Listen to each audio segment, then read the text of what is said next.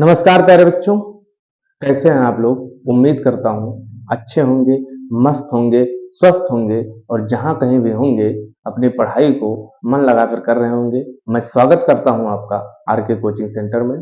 आज हम करेंगे क्लास 12 फिजिक्स के चैप्टर नंबर 4 का एक बहुत ही इंपॉर्टेंट टॉपिक जिसका नाम है बायो सेवर्ट के अनुप्रयोग। इससे पहले चुंबकीय क्षेत्र क्या होता है, बायो सेवर्ट के नियम क्या हैं, एप्सिलॉन नॉट और म्यू नॉट में संबंध, ऑर्स्टेड के अनुप्रयोग, ये सारी चीजों पे मैं चर्चा कर चुका हूँ।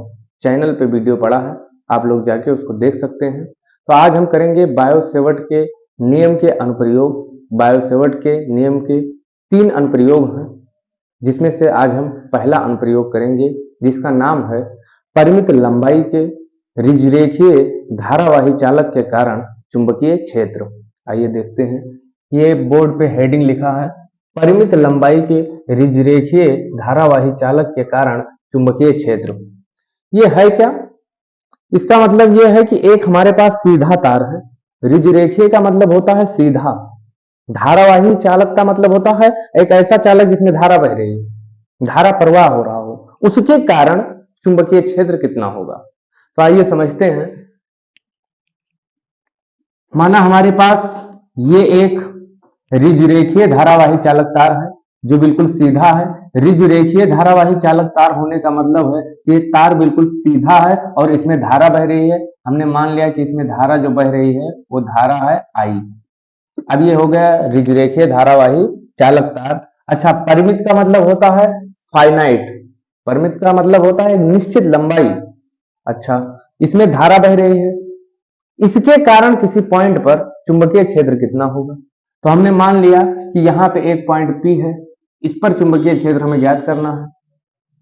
तो इस तार से एक लंबवत दूरी खींचते हैं जो इस P पॉइंट को मिलाती हो। तो सबसे पहले हम मान लेते हैं कि इस तार से इस पॉइंट P की जो लंबवत दूरी है वो कितनी है, R है। कोई दिक्कत? हमने क्या माना कि इस तार से R दूरी पर एक बिंदु P है जिस पर हमें चुंबकीय क्षेत्र ज्ञात करना है। इसके लिए हम क्या करेंगे, तो तार के दोनों सिरे को इस P पॉइंट से मिला दीजिए। मिला दिया। अब मान लिया कि ये कोण φ1 है और ये कोण φ2 है। इस कोण का नाम दे दिया φ2। ठीक है। अब इस तार के कारण अगर मुझे P पॉइंट पर चुंबकीय क्षेत्र चाहिए तो बायो सेवर्ट ने कहा कि जिस तार के कारण तुम्हें चुंबकीय क्षेत्र चाहिए उससे एक छोटा सा अल्पांश काट लो आप। तो एक छोटा सा अल्पांश इस तार पे हम लेते हैं। पूरे तार के कारण चुंबकीय क्षेत्र हम एक साथ नहीं निकाल सकते। ये किसने बताया? बायो सेवर्ट ने बताया। उन्होंने बताया क्या कि अगर किसी भी चीज के कारण, किसी भी चालक तार के कारण जिसमें धारा बह रही हो, उससे अगर मुझे चुंबकीय क्षेत्र चाहिए तो डायरेक्ट हम पूरे तार के कारण नहीं निकाल पाएंगे। हमें एक छोटा सा उस तार पे अल्पांश लेना पड़ेगा। उस अल्पांश के कारण मैं बता सकता हूं कि इसका चुंबकीय क्षेत्र कितना होगा। उसके बाद उसका इंटीग्रेट कर दो उसको, या उसका कह सकते हैं कि आप समाकलन कर दो, तो उस पॉइंट पर उस पूरे तार के कारण चुंबकीय क्षेत्र मिल जाएगा। तो सबसे पहले हम इस पे क्या लेंगे, छोटा सा अल्पांश लेंगे। ठीक है, हमने मान लिया कि यहाँ पे एक छोटा सा अल्पांश हम ले रहे हैं। ये अल्पांश लिया dl, अल्पांश लिया dl, ये हमारा छोटा सा अल्पांश है dl। इसको हमने इस तार पे ले लिया और इस dl के कारण इस पॉइंट पर देखेंगे कितना चुंबकीय क्षेत्र है। तो अब जब dl लिया तो इसके भी दोनों सिरे को यहां से मिला दो, ये और ये हमने मिला दिया। इस कोण को हम बोलेंगे del phi, sorry D phi, इसको बोलेंगे डी फाई। और dl ये काटा है थोड़ा सा लेंथ छोटा सा, ये कोण जो बना इसको हम बोल दें फाई। ये हमें अजम्पशन, ये मानना पड़ेगा, ये हम मान के चल रहे हैं कि इस तार के दोनों सिरों को मिलाने पर जो इस लंबवत दूरी के सापेक्ष कोण बनेगा वो क्रमशः φ1 और φ2 है। फिर हमने इस तार पर छोटा सा dl लिया, इसके भी दोनों सिरे को इस P पॉइंट से मिलाया, उसके बीच जो एंगल बना उसको हमने मान लिया d फाई है। और जो ये बच गया, ये लंबवत डिस्टेंस और ये इसके बीच का हमने कोण मान लिया कि फाई है। अच्छा, इतनी बात हो गई। इसके बाद हम यहां से इस डीएल से इस पी पॉइंट की अगर दूरी देखें तो हमने मान लिया दूरी है एक्स। जब ये दूरी एक्स है तो ये भी एक्स होगी। सर ऐसा क्यों? क्योंकि डीएल बहुत छोटा पार्ट है, जो अल्पांश ले रहे हैं वो बहुत छोटा है, तो यहां से इस पॉइंट की डिस्टेंस और यहां से इस पॉइंट की डिस्टेंस दोनों लगभग एक समान होगी, इसलिए ये भी एक्स और ये भी एक्स। ठीक है सर। अब आगे क्या करेंगे? ये कोण हमने मान लिया थीटा है, ये कोण हमने मान लिया थीटा है। अब इस डीएल के कारण इस पी पॉइंट पर मुझे चुंबकीय क्षेत्र पहले ज्ञात करना है, क्योंकि डीएल के कारण ही ज्ञात कर सकते हैं, पूरे चालक तार के कारण नहीं ज्ञात कर सकते। ये बायो-सेवर्ट ने खुद अपने नियम में बताया है कि हमारे कारण, अगर हमारे नियम से अगर आप चुंबकीय क्षेत्र ज्ञात करोगे तो एक छोटे से पार्ट का ज्ञात करना पड़ेगा आपको, ना कि पूरे चालक तार के कारण। तो इस डीएल के कारण हम इस पी पॉइंट पर अगर चुंबकीय क्षेत्र ज्ञात करें तो बायो-सेवर्ट के नियम से क्या होगा, आइए देखते हैं। बायो-सेवर्ट के नियम से, बायो-सेवर्ट के नियम से जो चुंबकीय क्षेत्र होगा वो डीबी होगा, और ये कितना होगा तो उन्होंने बताया म्यू नॉट बटे में 4 पाई आई डीएल साइन थीटा बटे में इस और इस पॉइंट के बीच की दूरी। देखना बायो-सेवर्ट ने क्या बताया कि जो डीएल ले रहे हो उसको देखो, उसके बीच का कोण कितना है, थीटा है, उसको देखो। और हमें क्या देखना पड़ता है, इस तार में कितनी धारा बह रही है, जो धारा यहां बह रही है वही डीएल में भी बहेगी, उसको देखो। और उस पॉइंट को देखो जो जहां पे हमें चुंबकीय क्षेत्र ज्ञात करना है, और अपने डीएल को देखो, उसके बीच में देखो दूरी कितनी है। तो अगर उसके बीच की दूरी कितनी है, एक्स है, डीएल में बहने वाली धारा या तार में बहने वाली धारा आई है, और हमारा छोटा सा जो अल्पांश लिया है वो क्या है, डीएल है, और इसके बीच में डीएल और इस रेखा के बीच में जो कोण बन रहा है वो थीटा है। तो बायो-सेवर्ट के नियम से जो चुंबकीय क्षेत्र पी पॉइंट पर होगा इस डीएल के कारण वो होगा म्यू नॉट अपान में 4 पाई आई डीएल साइन थीटा बटे में एक्स स्क्वायर। इतना चीज होगा। ठीक है सर। अब क्या करना है, अब उन्होंने बताया कि इसी को तुम इंटीग्रेट कर दो। अगर इसी को हम इंटीग्रेट कर देते हैं तो पूरे तार के कारण मुझे चुंबकीय क्षेत्र मिल जाएगा। लेकिन अब इंटीग्रेट कैसे करें, तो देखना ध्यान से। इस डीएल के कारण हमने ये चुंबकीय क्षेत्र ज्ञात कर लिया। अब इस पूरे तार के कारण मुझे चाहिए, तो इसको इंटीग्रेट करना पड़ेगा।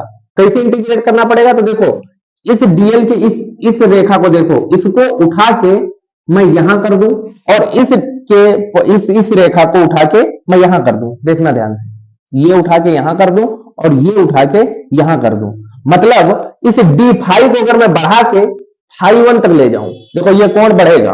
देखना यहां से, ये है, ये हमारा है एक्स दूरी पे, और इसके बीच में कोण बन रहा है डी फाई। इसको मैं बढ़ाऊं और इस डी फाई को कहां कर दूं, फाई 1 तक कर दूं, और इसको उठा के यहां कर दूं। मतलब यहां से ऐसे उठा के यहां पे ये है, यहां से ला के ऐसे कर दूं ये पॉइंट पे, तो ये कितना हो जाएगा, कोण फाई 2। मतलब इसको इंटीग्रेट करना पड़ेगा कहां से कहां तक, फाई 1 से फाई 2 तक। अगर हम अपने इस एक्सप्रेशन को अगर फाई 1 से फाई 2 तक अगर इंटीग्रेट कर दें तो इस पूरे चालक तार के कारण हमें चुंबकीय क्षेत्र मिल जाएगा। आइए देखते हैं कैसे इंटीग्रेट करेंगे।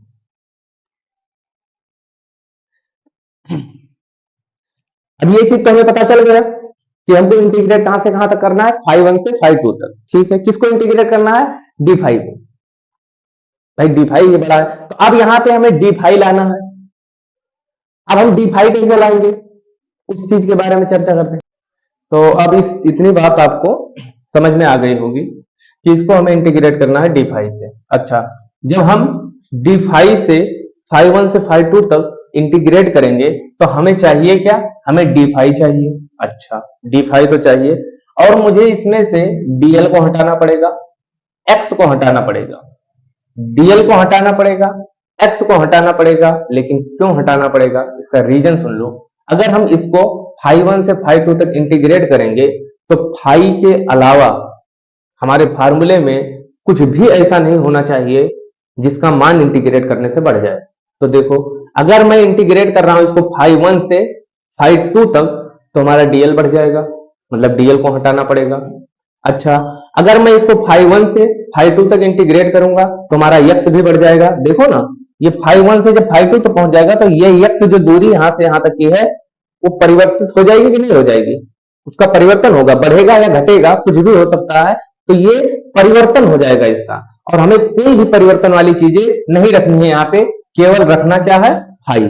अगर फाई परिवर्तित हो रहा है तब ठीक है, क्योंकि उसको उसी को हमें फाई 1 से फाई 2 तक जो है चेंज करना है इस डीएल लेंथ को। किसके सापेक्ष? फाई 1 से फाई 2 के सापेक्ष। तो एक्स को और डीएल को हमें हटाना पड़ेगा और इस साइन थीटा को भी हटाना पड़ेगा। क्यों?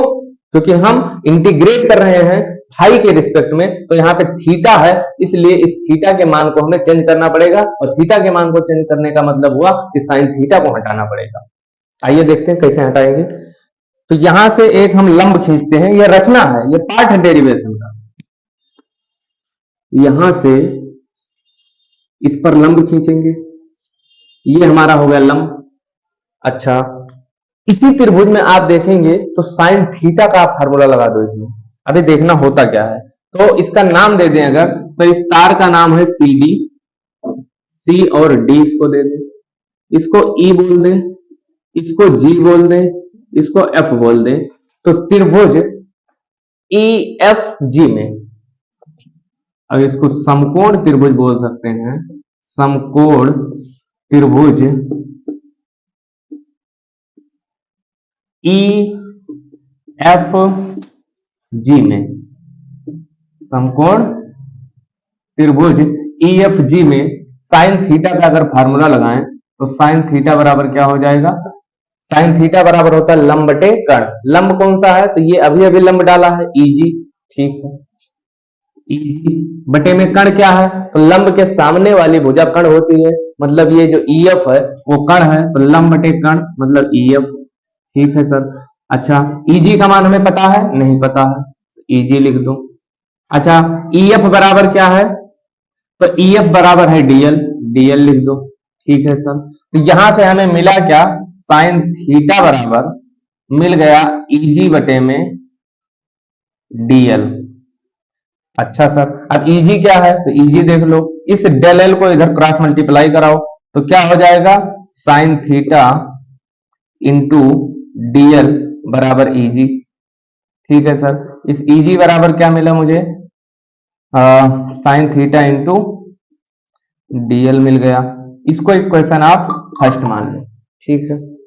साइन थीटा को हटाने गए तो हमें दो चीज मिल गई, साइन थीटा इंटू डीएल, मतलब ईजी बराबर आ गया साइन थीटा इंटू डीएल। इस साइन थीटा इंटू डीएल को मैं अगर ईजी वहां पे लिख दूं तो साइन थीटा और डीएल दोनों ही हट जाएगा। बहुत अच्छा काम हुआ यहाँ पे। मैं गया था हटाने किसको? साइन थीटा को, और हट क्या रहा है? साइन थीटा और डीएल दोनों, और हमें दोनों ही हटाना था। अपना एक तीर से दो निशाना हो गया। ईजी बराबर मुझे मिल गया साइन थीटा इंटू डीएल। लेकिन समस्या फिर आई, अब ये ईजी क्या है? अगर ईजी मुझे किसी तरह से मिल जाए तो ये साइन थीटा डीएल दोनों का दोनों गायब हो जाएगा, और मुझे दोनों गायब करना था।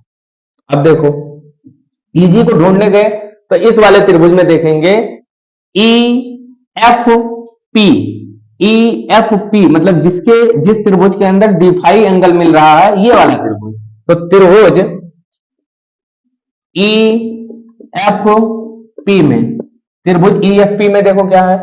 त्रिभुज ई एफ पी में हम लगा सकते हैं फार्मूला, कोण बराबर चाप बटे त्रिज्या, कोण बराबर चाप बटे त्रिज्या, चाप बटे त्रिज्या। अब देखना चाप क्या है? तो इस त्रिभुज में ये जो ईजी है वो चाप का काम करेगा। तो चाप क्या हो गया? ईजी बटे में त्रिज्या क्या है? तो देखना ये एक्स, एक्स हमारा क्या है? त्रिज्या है, तो यहां पे आ जाएगा एक्स, ईजी अपान में एक्स। अच्छा कोण क्या है इसमें? तो डी फाई। तो ध्यान से अगर देखोगे तो ये जो कोण है वो है डी फाई, और डी फाई बराबर मुझे मिल गया ईजी अपान में एक्स, ठीक है सर। ईजी बराबर क्या हुआ? ईजी बराबर यहां से मिला x into D phi, x into D phi. अगर इसको समीकरण अगर मैं 2 मान लूं तो ध्यान से समझना, समीकरण 1 में Eg बराबर देखो क्या आया, समीकरण 1 में Eg बराबर साइन थीटा इंटू डीएल आया।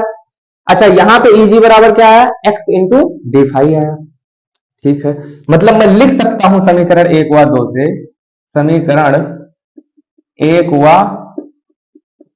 2 से, समीकरण 1 व 2 से मैं लिख सकता हूं कि जो साइन थीटा इंटू डीएल है, साइन थीटा इंटू जो डीएल है वो बराबर किसके है, x इंटू डी फाई के। काम बन गया।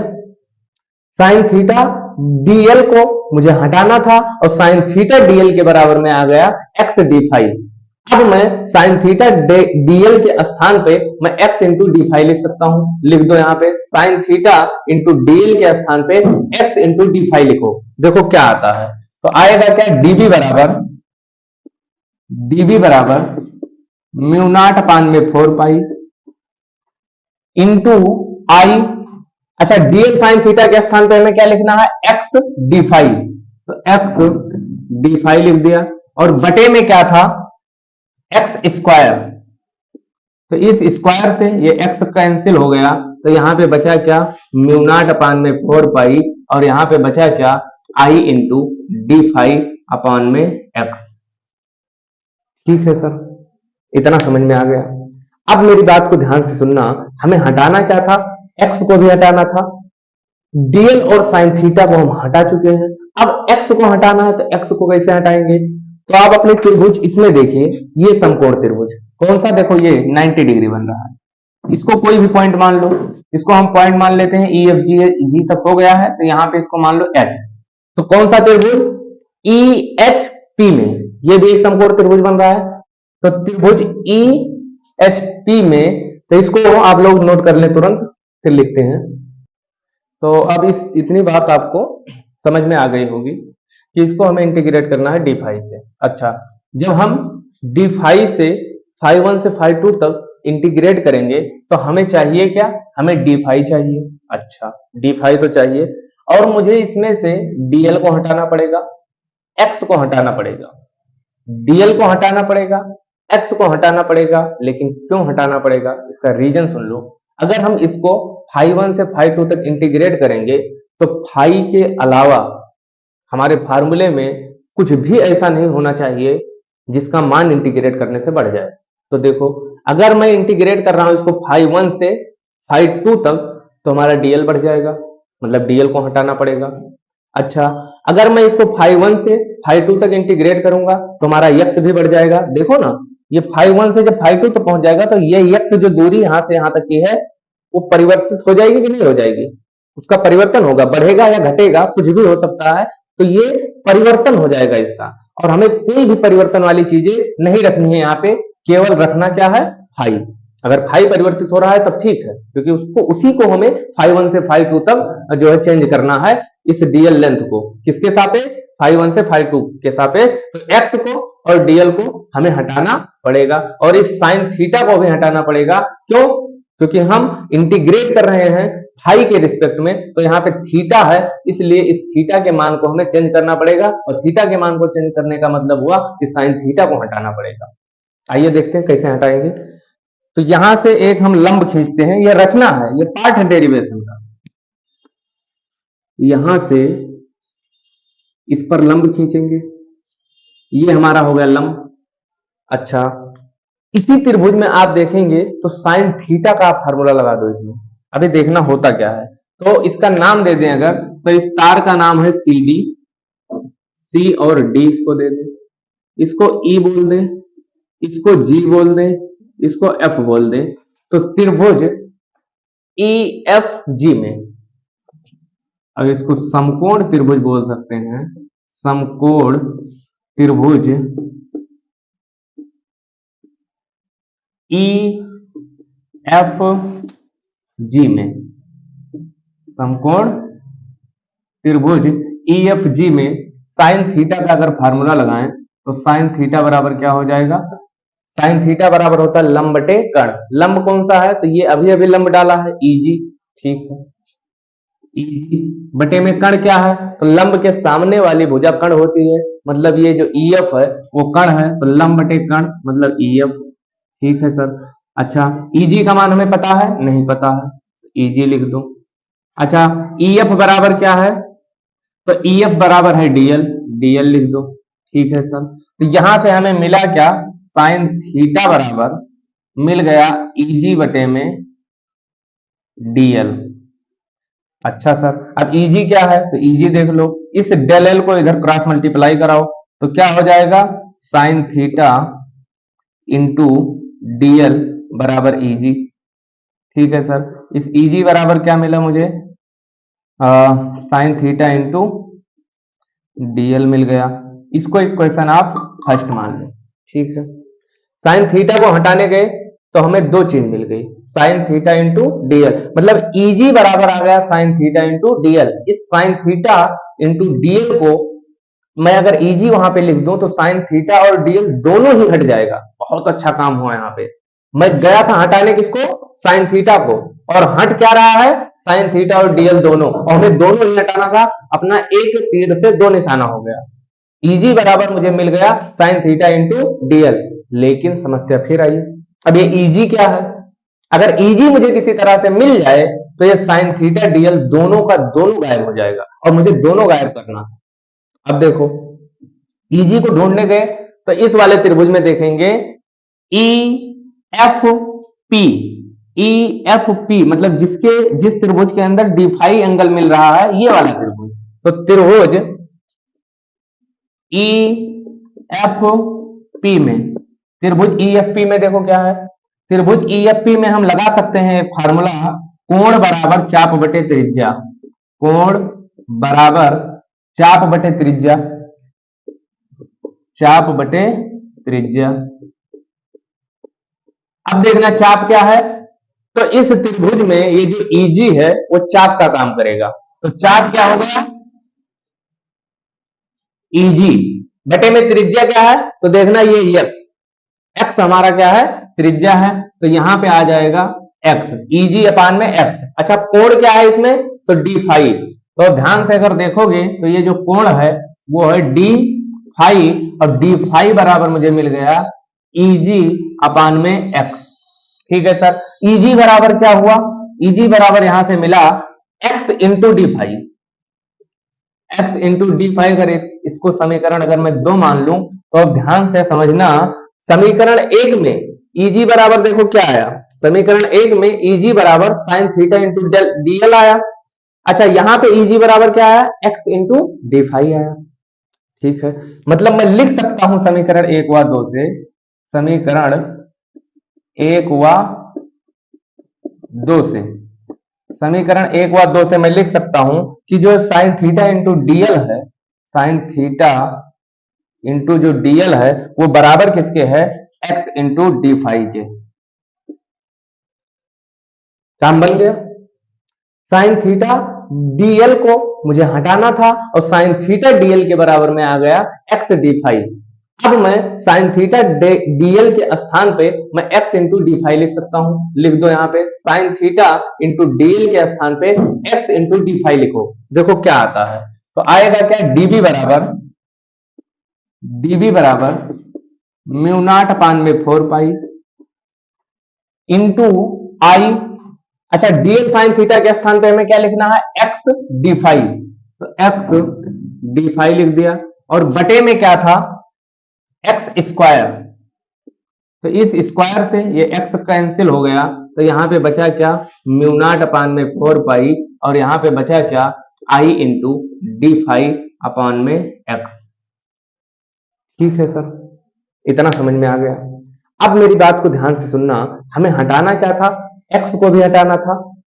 DL और साइन थीटा को हम हटा चुके हैं, अब x को हटाना है। तो x को कैसे हटाएंगे? तो आप अपने त्रिभुज इसमें देखिए, ये समकोण त्रिभुज कौन सा? देखो ये 90 डिग्री बन रहा है। इसको कोई भी पॉइंट मान लो, इसको हम पॉइंट मान लेते हैं EFG तक हो गया है, तो यहाँ पे इसको मान लो H। तो कौन सा त्रिभुज? EHP में ये भी एक समकोण त्रिभुज बन रहा है। तो त्रिभुज EHP में, तो इसको आप लोग नोट कर ले तुरंत, फिर लिखते हैं। तो अब हमारा dB बराबर आया म्यू नॉट अपान में 4 पाई आई डी फाई अपान में x। इस x को कैसे हटाएं? तो देखना, समकोण त्रिभुज ये हमको दिख रहा है EHP में, तो क्या लिखेंगे, समकोण त्रिभुज EHP में, समकोण त्रिभुज EHP में हम क्या देख पा रहे हैं, ये x क्या है, तो ये x जो है कण दिख रहा है हमको। देखिए ये समकोण त्रिभुज है, इस लंब के सामने वाली भुजा कण होगी, तो ये कण है। ठीक है सर, ये कण है। ये दूरी कितनी थी, हमने लंबवत डिस्टेंस r माना था, तो ये r है। तो इसमें हमें पता क्या क्या है, एक कण पता है और एक लंब पता है, एक कण पता है और एक आधार पता है, लंब हमें ज्ञात नहीं है। तो अब हम ऐसा फार्मूला इसमें लगाएंगे जिसमें आधार और कण आता हो। किसमें आता है, कॉस में आता है। कॉस में क्या होता है, आधार बटे कण। अगर हम यहाँ पे लगा दें कॉस फाई, तो कॉस फाई बराबर क्या हो जाएगा, आधार बटे कण। आधार है HP और बटे में कण क्या है, तो कण है हमारा EP। अच्छा, अब HP बराबर क्या है, तो R है, और इसके बराबर क्या है, EP बराबर तो X है। तो अब यहां से हमें मिल गया कॉस फाई बराबर R अपान में X। तो यहां से मुझे x का मान मिल गया, इसका क्रॉस मल्टीप्लाई इधर करोगे तो cos phi into x equal r। तो यहां से अगर x बराबर देखा जाए तो r अपान में cos फाई हो जाएगा। ठीक है सर, x का मान आ गया। x का मान हमें चेंज करना था, और चेंज करके लाना क्या था, चेंज करके हमें फाई के टर्म में लाना था। तो हमने फाई के टर्म में इसको ला दिया है। अब इसको देखो कैसे करेंगे, इस x का मान यहाँ पे उठा के रख दो, हमारा काम हो जाएगा। देखो तो dv बराबर क्या होगा, तो म्यू नॉट अपान में 4 पाई, म्यू नॉट अपान में 4 पाई आई डी फाई अपान में, ये क्या आया है, आर अपान में cos फाई आया है। ठीक है सर, ये cos फाई ऊपर जाएगा, ये cos फाई ऊपर जाएगा और आर नीचे ही रह जाएगा, तो यहाँ पे बचेगा क्या, म्यू नॉट बटे में 4 पाई। ठीक है सर, ये cos फाई ऊपर गया तो आई इंटू डी फाई, और यहां पर हो गया cos फाई और अपान में r है। इसको थोड़ा सा व्यवस्थित क्रम में अगर लिखेंगे तो dv इक्वल हो जाएगा म्यू नॉट अपान में 4 पाई।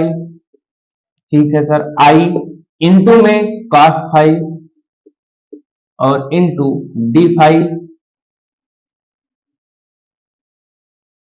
इंटू डी फाई अपान में r। अब इसको मैं इंटीग्रेट कर सकता हूं, कहां से, फाई 1 से फाई 2 तक। तो इसको इंटीग्रेट किया जाए, और इसको जैसे हम इंटीग्रेट करेंगे पूरे तार के कारण मुझे चुंबकीय क्षेत्र मिल जाएगा। तो आओ dB को इंटीग्रेट करते हैं। तो इंटीग्रेट करेंगे dB को, इधर भी इंटीग्रेशन का साइन लगाएंगे। अब देखना यहाँ पे एक बात बहुत ध्यान से समझने वाली है, इसमें कांस्टेंट क्या क्या है। तो म्यू नॉट अपान 4 पाई ये तो कांस्टेंट है, आई ये भी कांस्टेंट है। अरे भाई धारा तो उतनी ही रहेगी ना, इंटीग्रेट करोगे तो जो धारा जा रही है वो तार में वही धारा रहेगी, उससे कोई फर्क नहीं पड़ेगा, मतलब ये भी कांस्टेंट है। अच्छा, ये आर, क्या आर चेंज होगा, ये आर इंटीग्रेशन करने से क्या चेंज हो जाएगा, नहीं। क्यों, क्योंकि वो लंबवत दूरी है भैया, लंबवत दूरी आपको चेंज नहीं होगी, ये सब दूरी चेंज हो सकती थी, और इसको चेंज हो सकती थी, इसीलिए इसको हमने हटा दिया, इसीलिए हमें x को हटाना पड़ा। इसीलिए मैंने पहले बोला था कि x को, इस dl को हटाना पड़ेगा, क्योंकि हम इंटीग्रेट करेंगे जब तो ये चेंज हो जाएगा। केवल हमें कांस्टेंट वैल्यू रखनी है, फाई के अतिरिक्त सबको कांस्टेंट बना देना है, तो सब यहाँ पे कांस्टेंट बन दिया गया है। ये r भी कांस्टेंट है क्योंकि लंबवत दूरी है, लंबवत दूरी नहीं चेंज होगी आपके इंटीग्रेट करने। ठीक है सर, तो क्या क्या कांस्टेंट है, म्यू नॉट अपान में 4 पाई, आई और आर ये कांस्टेंट है। इसको इंटीग्रेशन से बाहर रखते हैं क्योंकि कांस्टेंट का इंटीग्रेशन नहीं होता है। तो म्यू नॉट अपान में 4 पाई आई अपान में आर, अब बचा क्या इंटीग्रेशन में, cos फाई और इंटू डी फाई, यही तो बचा, cos फाई इंटू में डी फाई। ठीक है सर, यही बचा है। अच्छा, ये cos फाई का मान चेंज होगा, अगर डी फाई बढ़ेगा तो cos फाई का मान चेंज होगा कि नहीं होगा, बिल्कुल होगा। तो ये cos फाई भी वेरिएबल है, ये भी चेंज हो सकता है, डी फाई तो बढ़ेगा ही, डी फाई के रिस्पेक्ट में ही cos फाई का इंटीग्रेशन हो रहा है, तो यही दोनों टर्म रहेंगे। और इसको इंटीग्रेट कहां से कहां तक करना है, तो फाई 2 से फाई 1 तक।